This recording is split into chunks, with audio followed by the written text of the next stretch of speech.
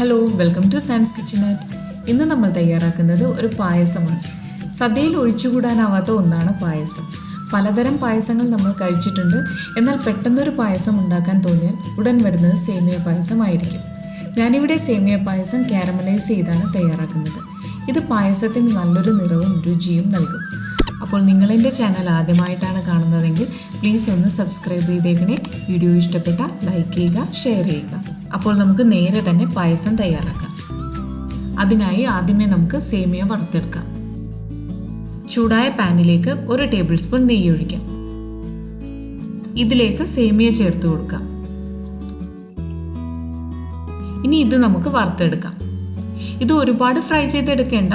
ഇതിൻ്റെ കളറൊന്ന് മാറി വരുന്ന സമയത്ത് പാനിൽ നിന്നും മാറ്റാം.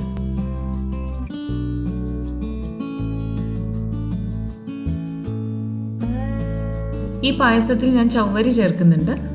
അതിനായിട്ട് 1 കപ്പ് വെള്ളം നന്നായി തിളച്ചു വരുമ്പോൾ ചവ്വരി കഴുകിയതിന് ശേഷം ഈ വെള്ളത്തിലേക്ക് ചേർത്ത് 5 മിനിറ്റ് നന്നായി തിളപ്പിക്കുക. 5 മിനിറ്റ് നന്നായി തിളച്ചതിന് ശേഷം ഗ്യാസിൽ നിന്നും മാറ്റി 15 മിനിറ്റ് അടച്ചു വയ്ക്കുക. അതിനുശേഷം ഇത് അരിച്ച് മറ്റൊരു പാത്രത്തിലേക്ക് മാറ്റാം.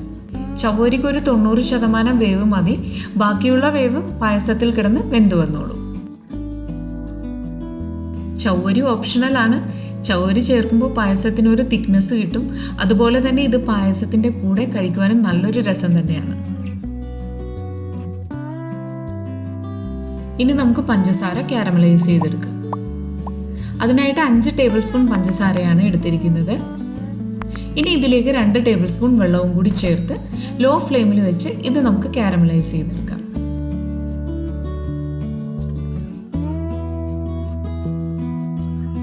അപ്പോൾ പഞ്ചസാര കാരമലൈസ് ആയി വന്നിട്ടുണ്ട്. ഇനി ഇതിലേക്ക് 1/2 കപ്പ് ചൂടുവെള്ളം ഒഴിച്ചു കൊടുക്കാം. അതിനുശേഷം നന്നായി ഒന്ന് തിളപ്പിക്കാം. വെള്ളം ഒഴിച്ചു കഴിയുമ്പോൾ ഇത് ചെറിയ കട്ടകളായി കിടക്കും. അത് വെള്ളം നന്നായി തിളച്ചു വരുമ്പോൾ അത് പതിയെ അലിഞ്ഞു വന്നോളും. ഇനി ഇതിലേക്ക് പാല് ചേർത്ത് കൊടുക്കാം. ഞാനിവിടെ 1 ലിറ്റർ പാലും 2 കപ്പ് വെള്ളവുമാണ് ചേർത്ത് കൊടുക്കുന്നത്.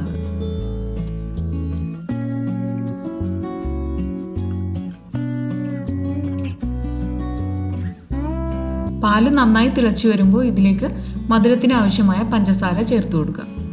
ഞാനിവിടെ 1/2 കപ്പ് പഞ്ചസാരയാണ് ചേർത്ത് കൊടുക്കുന്നത്. ഇനി ഇത് നന്നായി ഒന്ന് ഇളക്കി യോജിപ്പിക്കുക. ഇനി ഇതിലേക്ക് ഫ്രൈ ചെയ്ത് വെച്ചിരിക്കുന്ന സേമിയ ചേർത്ത് നന്നായി ഇളക്കി യോജിപ്പിക്കാം.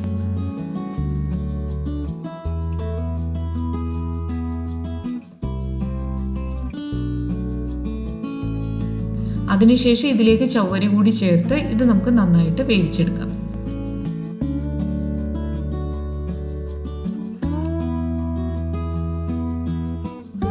അപ്പോൾ സേമിയ ഒന്ന് വെന്ത് വരുമ്പോൾ ഇതിലേക്ക് ഏലക്ക ചതച്ചത് ചേർത്ത് കൊടുക്കാം. ഞാൻ ഇതിലേക്ക് 7 ഏലക്ക ചേർത്തിട്ടുണ്ട്.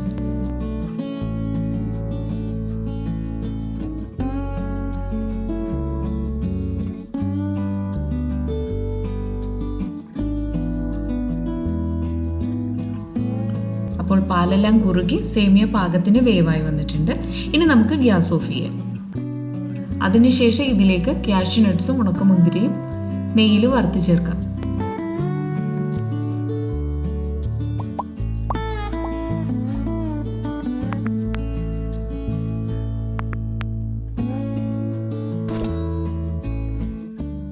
അപ്പോൾ നമ്മുടെ വളരെ എളുപ്പത്തിലുള്ള സേമിയ പായസം തയ്യാറായിട്ടുണ്ട്.